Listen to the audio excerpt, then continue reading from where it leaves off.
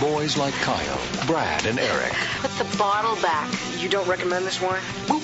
Oh. Good friends are like family. Brad, you're our favorite geek. Pretty girls are a mystery. You asked to grow up? And an old shack can feel like home. To the teacher's strike. Yeah. Yeah! But into their private world Come on! comes a perfect stranger. I'm a cop. You need a doctor. I'm in trouble. This is the rashest thing that's ever happened to us. All I got right now is you guys. He brought them hope. Come on, he's a cop, Brad. We gotta help him. He gave them laughter. Since when do we let women in here? We will hold it against you, Megan. He showed them wisdom. If you want something, you just take it. And then he took it all away. Look at this. God. Your friends don't have to know about this.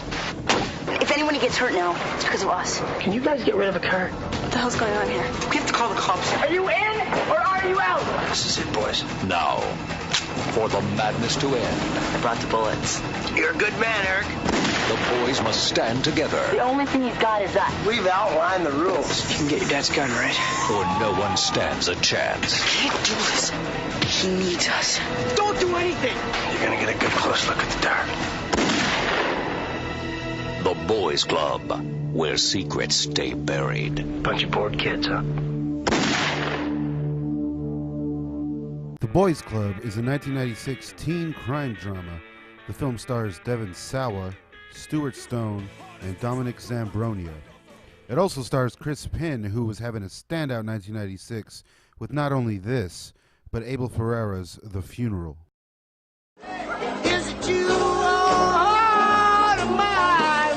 Wow! Let the teardrops fall!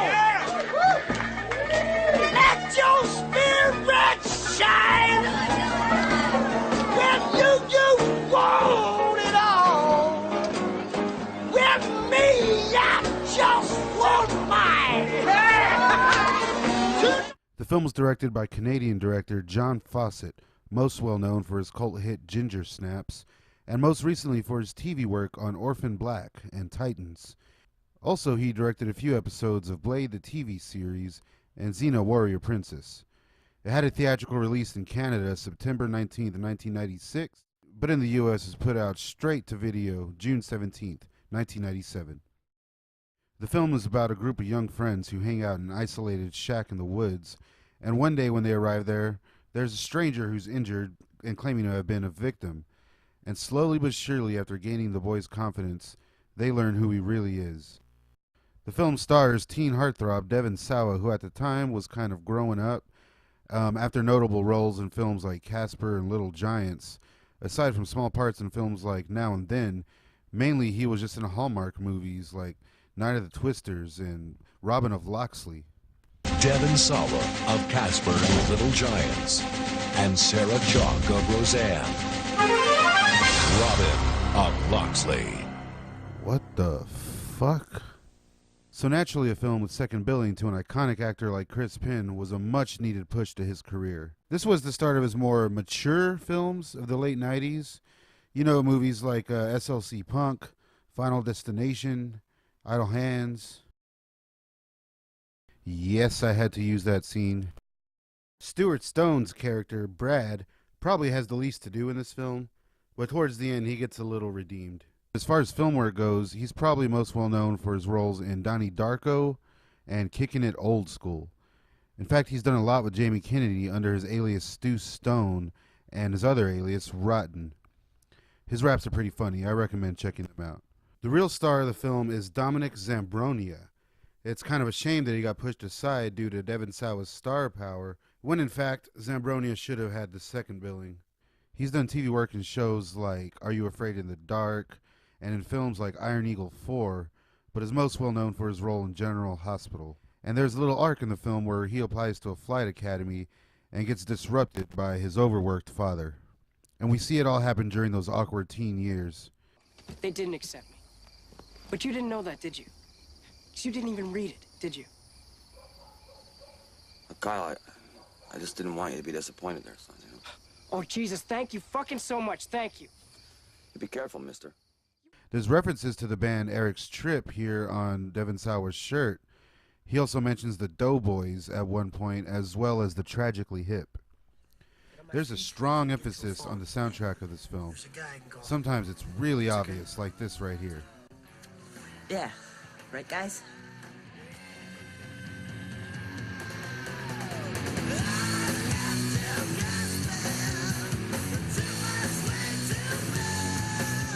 Again, strong emphasis on that soundtrack. All I want to do is get totally pissed. Canadian musician Biff Naked has a brief cameo in the film as a manager of a liquor store the boys decide to rob. Check this out. Kids. Fuck, I hate them. Excuse me. I think you... Yeah, Biff Naked, everybody.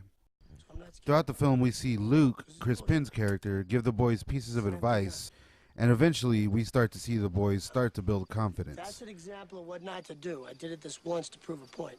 And we keep getting these weird little montages. Again, strong emphasis on selling that soundtrack. This one using Shutterstock effects for some reason. I don't know. Tell anyone. We just used to steal it.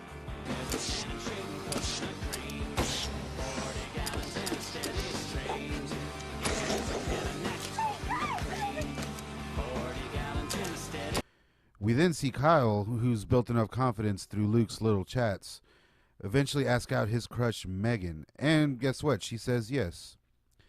Then another weird little musical number, this time the kids thinking they're all badass.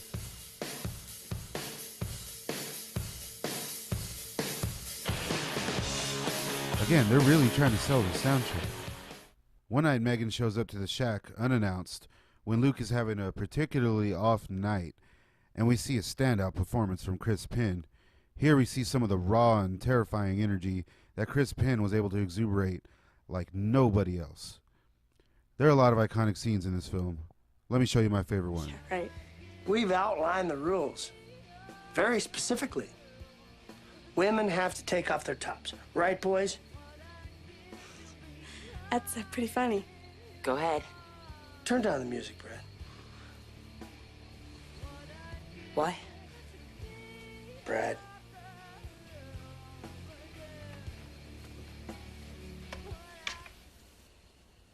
Okay, hold on. Are you some kind of pervert or something? Okay, let's say we talk about something else, I guess. Yeah. No, you know what, Kyle? I think I better go, okay? I'm just gonna go. Look, come on, she's my friend. Sit down. Look at me, Megan. Look at me. Do you see how I'm not laughing? Okay, what the hell's going on here? Well, what's going on is we're gonna have a little show and you're the entertainment. Take it if you're top. Follow the rules. Okay, are you guys just gonna sit there? Yeah, they're just gonna sit there. They're waiting. Megan. Come on, man.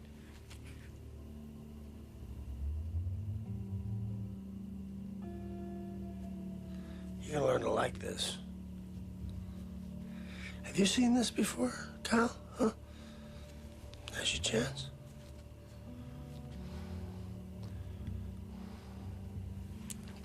Take it off. Take up that last button. Come on, man. While Chris Penn is clearly the best actor here, there's another standout performance from Canadian actor JARRED BLANCARD, who's best well known as portraying the insane Henry Bowers in the 1990s It miniseries. Here he really proves himself as an actor as Kyle's deviant brother. We see him as a distant semi-alcoholic burnout, but also as someone who genuinely cares about his younger brother. The themes of the film seep through his character when he finally gets into his anger through a rather wacky scenario, finding himself caught up in his good brother's bad situation.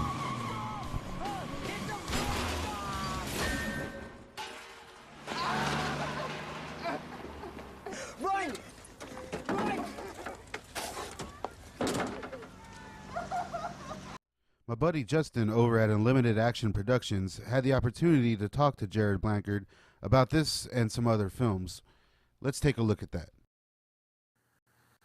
You know, the funny thing about the Boys Club, which I'm really glad, thank you for bringing that up. I'm glad that you enjoyed the film, and I'm quite proud of it as well. It's a small, independent Canadian feature. We were blessed with having Chris Penn on that project. He was coming right off of Reservoir Dogs. But yeah, you know, the funny thing is that I had the option of doing an HBO prison drama or the Boys Club. And I wanted to do the Boys Club because I felt a particular affinity not only with the character. You big man? We gonna shove me around? Oh, come on. You think I fucking care? Oh, what? Oh, come on, let's go.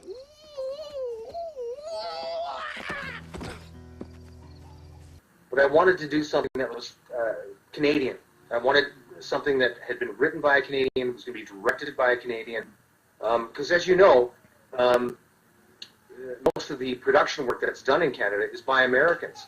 So I had this opportunity to either do an HBO film or a Canadian film. So I guess you're not my ride.